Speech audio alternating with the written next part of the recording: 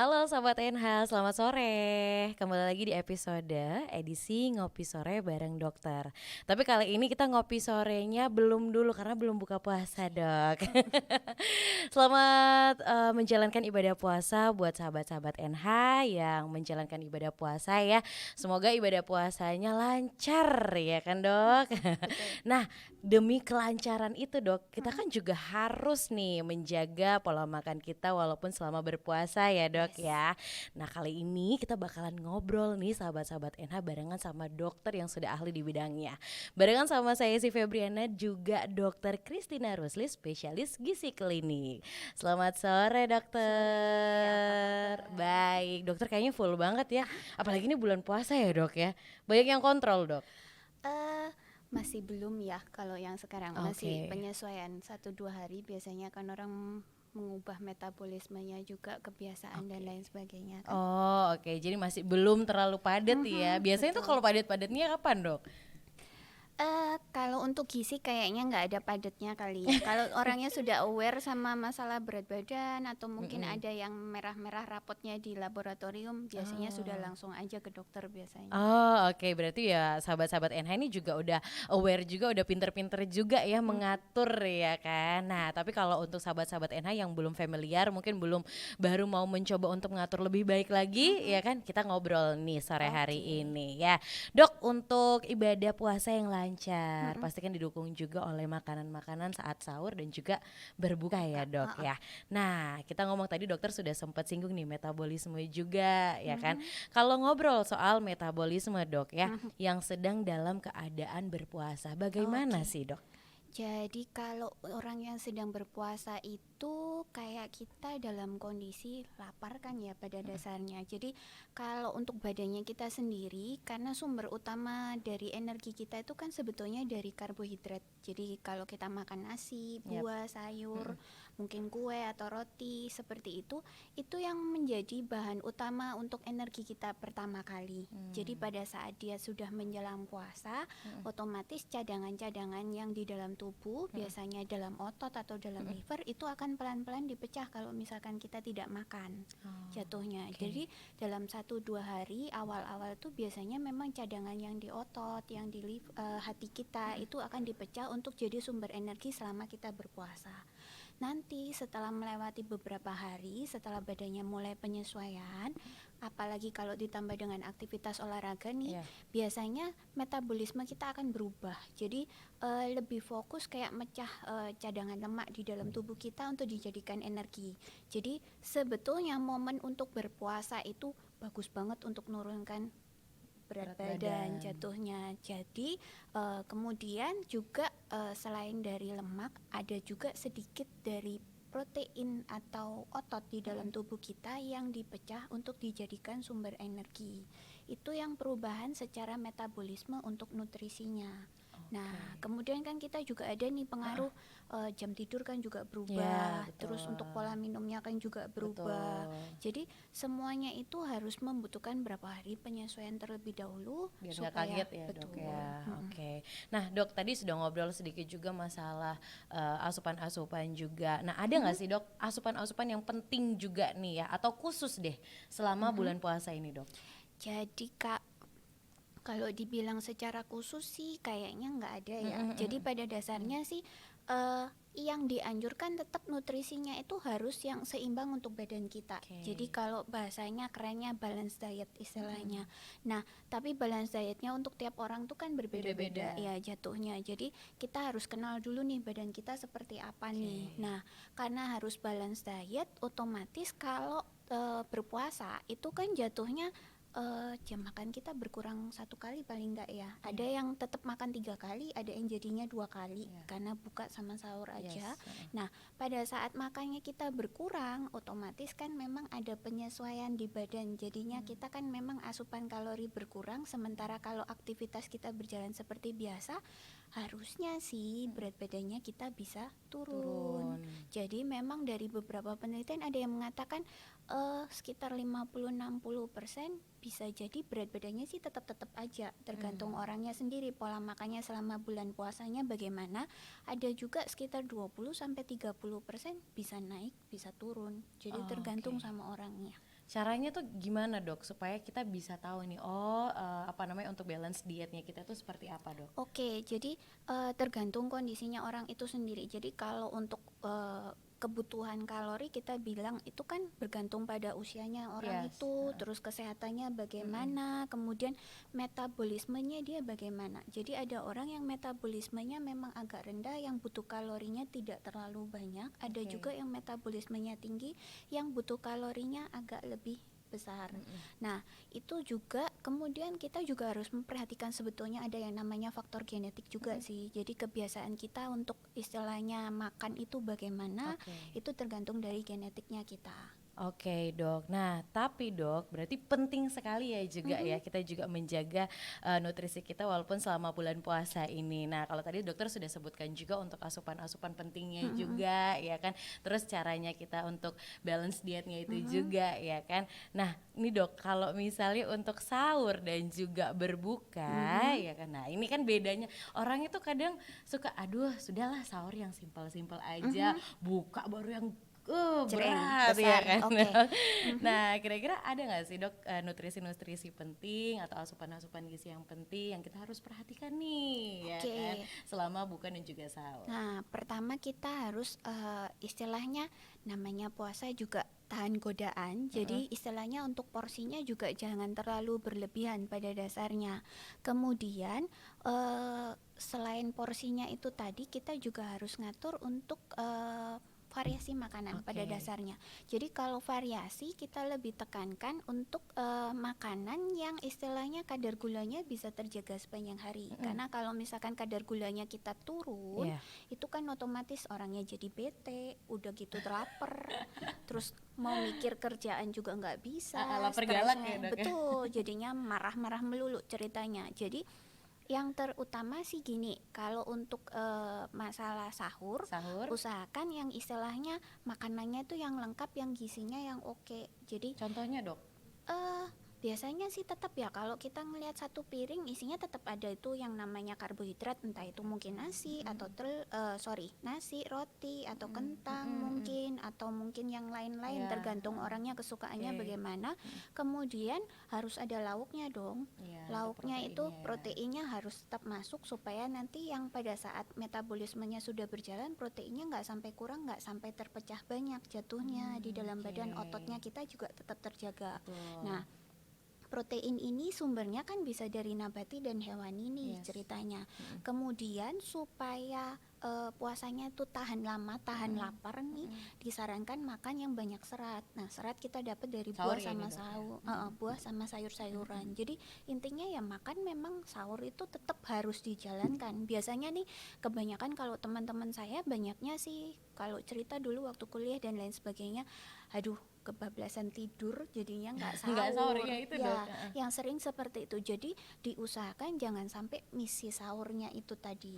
Karena Nah, itu kekuatan kita untuk sehari betul, sampai buka ya dok ya. Nah, pada saat kita berbuka itu tadi, kalau buka kayaknya godaan makanannya kan banyak banget ya. Banyak banget dok. Biasanya gampangannya tinggal pergi ke mall cari makanan di Yes, sana. Nah, betul. itu pun kita juga harus ngatur nih ceritanya, portion kontrolnya tadi. Yap. Nah, jadi kalau mau makan usahakan juga jangan yang tinggi kalori lah istilahnya. Kalau tinggi kalori percuma dong. Malah berlebihan ya, Iya, Dok, ya. ujung-ujungnya nanti setelah bulan puasa berat badannya ngerangkak naik nanti. Padahal sebenarnya bisa untuk turun, ini malah naik ya Betul. dok. Nah, ya, oke. kalau mau ngatur porsinya sih sebetulnya simple nih. Kita bisa pakai cara sederhana. Saya kenalkan namanya Zimbabwe Hanjaf. Bisa cari di internet. Jadi caranya gini, kalau kita mau makan nasi atau mungkin yang sejenisnya yang Yes. untuk sumber karbo, pakainya satu genggaman tangan Kepal kita. gini ya? Nah, kan pasti bingung tuh kalau yang ngeliat nih biasanya ukuran buat saya berapa sih, yang buat sana siapa berapa. Itu kan pasti Apalagi kalau buat beda-beda. anak-anak dok. Ya,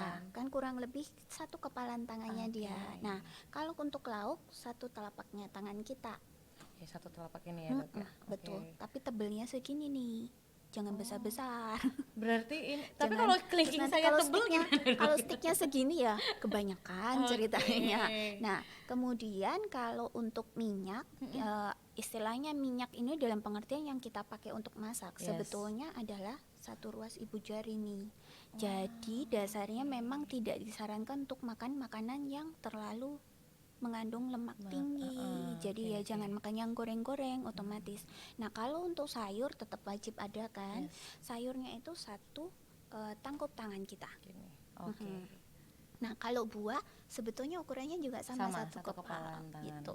Oke, berarti sudah ada rumusnya sendiri. Apa dok Paling namanya, gampang Zimbabwe? Zimbabwe hand chef And namanya. chef. Oke, nanti ya sahabat-sahabat Ena kalau mau tahu lebih lanjut biar mudah juga kan Betul. untuk menentukan nanti pola makannya juga biar nggak kurang tapi nggak lebih juga. Betul. Oke dokter. Nah dok, boleh nih tadi kita udah bahas ya makanan-makanan untuk sahur dan juga buka. Kita agak mengerucut sedikit nih dok ya. Kalau tadi pas ngomong soal berbuka puasa, tadi saya sempat dengar dokter bilang nih kalau misalnya buka ini kan orang-orang langsung pilihnya yang berat-berat sekaligus Betul. ya kan. Terus ada juga yang mungkin pas buka langsung minum yang manis-manis. Ada juga yang berbuka langsung nih makan karbo ya kan, nasi yang banyak, lauknya nggak pakai rumus-rumusnya dokter udah langsungnya banyak juga.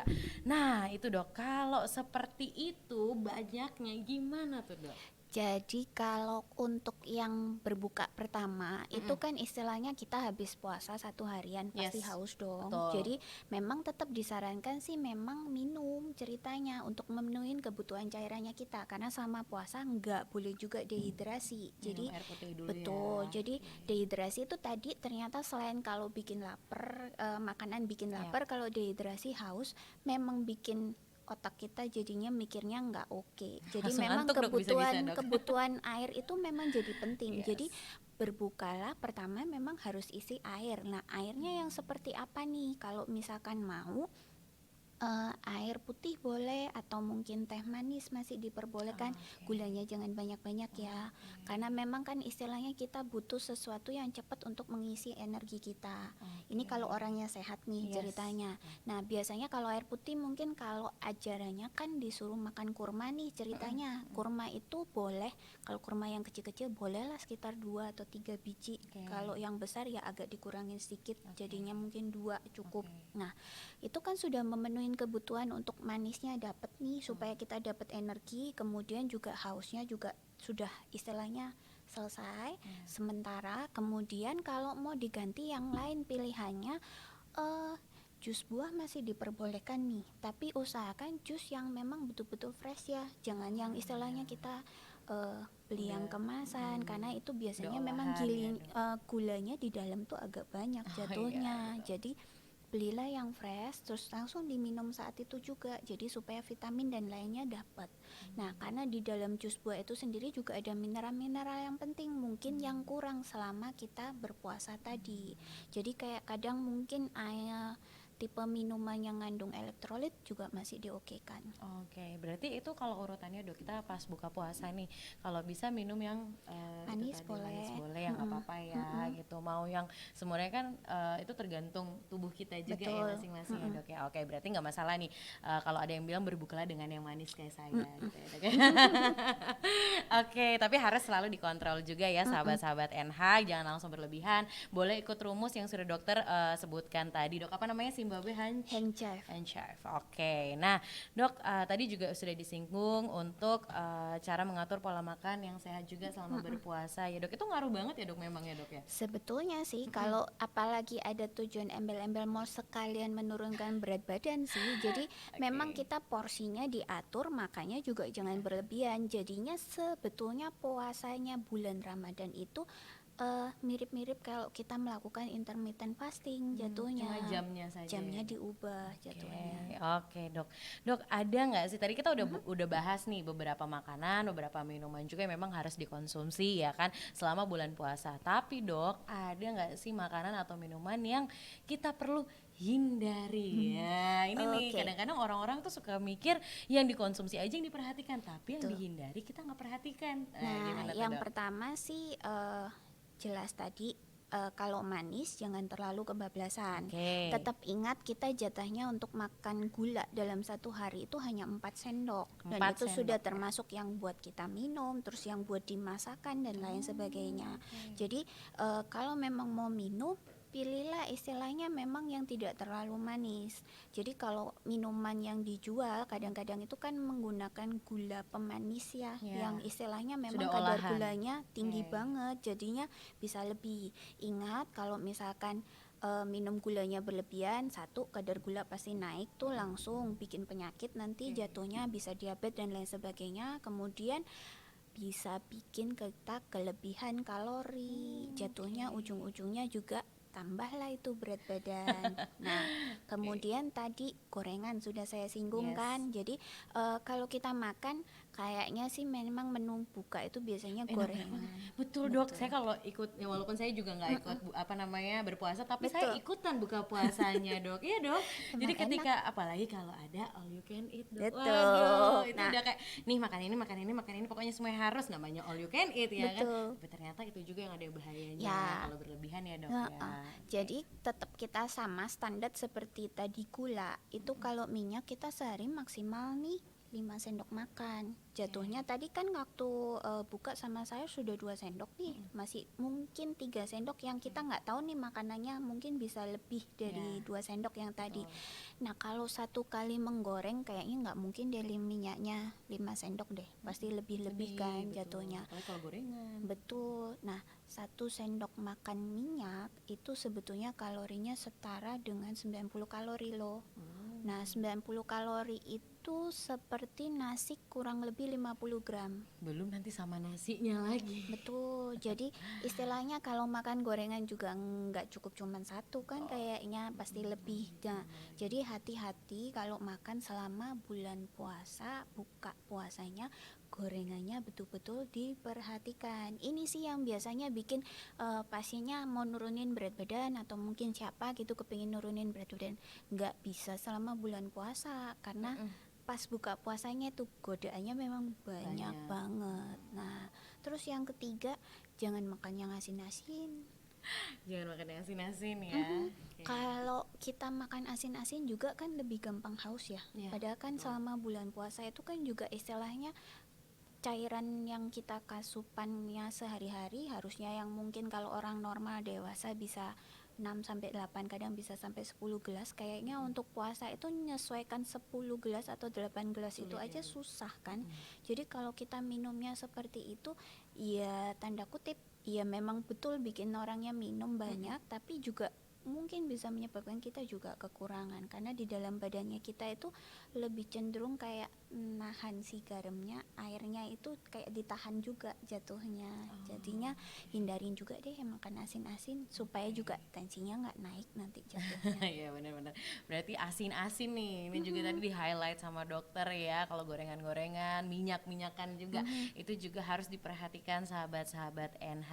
Dok, tadi kita udah ngobrol ya kan bagaimana cara mengatur pola makan, makanan-makanan apa saja yang dikonsumsi ataupun dihindari, nutrisinya. Dok, kasih kita tips dong dok menjaga pola makan sehat ya kan. Bahwa ya kan tadi kan kita cuma singgung gizi-gizinya, nutri-nutri, tapi ini pola makannya nih ya kan. Oke. Atau urutan-urutannya ketika sahur atau buka puasa kayak gitu dok. Silakan dok. Jadi yang pasti yang pertama cairan tadi ya, paling nggak kan 8 gelas tuh. Jadi caranya simple, biasanya pas buka puasa, terus habis itu kita sudah minum, terus pas waktu mau sholat nih, biasanya sholat maghrib kan sebelum sesudahnya sholat tarawih juga, terus kemudian kalau saya nggak salah nih, mohon maaf karena saya juga bukan muslim, ada sholat isya namanya. Nah itu juga kita wajib minum tuh. Tadi kan sudah 1, 2, 3, 4 nih ceritanya. Udah 4 gelas tuh. 4 gelas. Terus yang lainnya pas kita istilahnya mau tidur dan sesudah kita bangun. Oh, ketika sebelum sahur berarti ya. Sebelum sahur dan sesudah sahur, sebelum berbuka dan sesudah berbuka. Itu Jatuhnya 8 8 sudah. Itu tadi. Kalau untuk menunya itu tadi balik kayak tadi, porsinya harus dikontrol yang bagus, kemudian jenisnya juga harus diperhatikan supaya nanti istilahnya puasanya lancar, sehat, supaya penuh 1 bulan. Nggak bolong-bolong ya. Betul. Oke, ini sahabat-sahabat NH tadi sudah dikasih tips sama dokter. Mungkin kalau misalnya sahabat-sahabat NH juga mau mengingat lagi ada rumus Zimbabwe Handshake. Oke, itu dan juga untuk air ya kan, mineral Betul. nih itu yang harus kita perhatikan juga karena nggak boleh sampai kurang juga karena itu juga mendukung kita berpuasa ini sebulan full ya dok ya. Betul. Oh, Oke. ada satu Ada lagi. satu lagi apa tuh dok? Jangan lupa olahraga tetap. Ini Jadi jangan nih. istilahnya tanda kutip nanti puasa Lemes olahraganya nih nggak gitu. jadi Aduh, gitu. boleh dong dok kasih tips nih olahraga-olahraga yang simpel aja selama bulan puasa kira-kira apa aja tuh dok? Sebetulnya sih bisa tetap dilakukan. Jadi kalau kita olahraga itu kan badannya kita sudah kayak bentuk sendiri ya. Yes. Istilahnya kekuatannya seberapa. Mungkin 1 hari 2 hari awal-awal agak istilahnya mungkin menurun kekuatannya kita. Masih penyesuaian ya dok ya. Jadi kalau misalkan ngelakuinnya ada triknya tuh katanya kalau supaya kita memanfaatkan secara maksimal itu dia harus istilahnya olahraganya sebelum jamnya buka. Oke, Nah, lumayan juga ya kan justru sambil di menunggu. sana kalau misalkan ini kalau orang-orang yang melakukan praktisinya yang olahraga, nah dia istilahnya supaya badannya ini tadi kan sudah lapar nih lama ceritanya, kan setelah cadangan gulanya kita habis yang dari otot sama yang dari hati habis itu yang dipecah adalah lemak. Nah, jadi dimanfaatkanlah itu pada saat itu supaya olahraganya itu memang mecah lemak kan memang tujuannya seperti itu kan jatuhnya. Nah, jadi kalau sudah seperti itu sebelum jam buka bisa dimulai atau kalau tidak mau istilahnya waktunya belum sampai jamnya pulang kerja atau gimana bisa melakukannya setelah berbuka. Jadi 2 jam setelahnya bisa dilakukan. Nggak perlu juga olahraga yang berat-berat banget Menyesuaikan sih. aja Menyesuaikan ya sama tubuh kebutuhannya kita. masing. Oke. Itu juga bisa waktu kita sahur kalau mau. Oh, sebelum sahur ya dok ya. Berarti memang effort Sesudah juga boleh sudah sih. boleh. Tapi tergantung kebiasaannya orang masing-masing sih. Oke, Nah, kalau untuk olahraganya biasanya kan tergantung intensitas. Jadi kalau yang nggak pernah sama sekali olahraga nih, niatan memang mau ngurusin berat badan nih, kita pakai targetnya itu yang range-nya istilahnya boleh kita melakukan olahraga dengan intensitasnya itu kita ngukur nih namanya denyut nadi maksimal nih. Nah, Cara ngitungnya gimana dok? jadi kalau denyut nadi maksimal itu 220 dikurangin dengan usianya kita. Nah, targetnya untuk olahraga kalau orang yang nggak pernah olahraga itu sekitar 50-70% aja udah oke. Jadinya capai olahraga dengan denyut nadi yang segitu berarti itu sudah cukup. Bisa sekitar mungkin 20-30 menit aja udah oke kok. Cukup ya dok ya. Yang penting ya itu tadi apa namanya seimbang kan Betul. akhirnya walaupun puasa tapi kita juga tetap menjaga daya tahan tubuh kita juga dengan berolahraga juga ya dok ya. Menyesuaikan aja sahabat-sahabat NH jangan terlalu yang capek-capek Dipaksa. banget yang Iya. ini banget ya kan karena apalagi biasanya udah olahraga sering olahraga Iya. ya dok ya. Ya nggak usah berlebihan juga. Cukupin aja jadi biar seimbang antara makan dan juga olahraga. Oke dok, kasih dong dok closing statement untuk sahabat-sahabat Oke. NH yang lagi di rumah Jadi- dan juga menjalankan ibadah puasa. Jadi selama bulan puasa kita kan harapannya bisa tetap sehat, bugar terus sampai terakhir. Nah, itu memang kita bisa capai dengan istilahnya mengatur pola makan kita selama bulan puasa, janganlah berlebihan istilahnya. Kemudian juga dilakukan tetap melakukan aktivitas sehari-hari dan usahakan melakukan olahraga supaya gabungannya itu bisa membuat badan kita tetap sehat dan bugar. Oke, itu dia closing statementnya. Thank you banget Dokter Christina Sama-sama. Rusli yang udah join sama kita sore hari ini menjelang berbuka puasa ya dok ya. Dokter udah ada undangan buka puasa dok. Kayaknya udah rame ya grup ya. Ya kita itu kita ikut euforianya sahabat-sahabat ini tuh namanya toleransi juga ya dok ya. Nggak ikut puasanya tapi lumayan ikut buka makannya. puasanya, ikut makannya itu dia. Tapi tetap jaga kesehatan sahabat-sahabat NH dan jangan lupa untuk selalu konsultasikan gizinya ke dokter spesialis gizi klinik juga. Dokter Christina praktek di National Hospital kapan aja dok? Saya dari hari Rabu sampai hari Jumat jam 9 pagi sampai jam 3 sore. Oke, Rabu sampai Jumat jam 9 pagi sampai jam 3 3 sore boleh dikontak. Kalau misalnya ada yang perlu dikonsultasikan kesehatannya, sahabat NH bisa langsung aja bertemu dengan Dokter Christina Rusli di National Hospital Surabaya. Oke, dokter thank you banget udah meluangkan Sama-sama. waktunya ya. Buat sahabat NH yang lagi nonton, lagi berbuka puasa, semangat ya sampai akhir nanti ya, untuk bulan puasanya juga supaya lancar, nggak ada yang bolong-bolong juga. Jangan lupa juga untuk selalu ikutin edukasi kita di National Hospital Surabaya di YouTube-nya, dan juga semua sosial medianya kita di Facebook, Twitter, dan juga Instagram semuanya sama @National Hospital. Langsung aja biar nggak ketinggalan nih edukasi-edukasi dari National Hospital yang kita berikan untuk sahabat-sahabat NH. Thank you banget, jangan lupa di subscribe ya sahabat-sahabat NH. Sampai ketemu di video berikutnya, bye bye.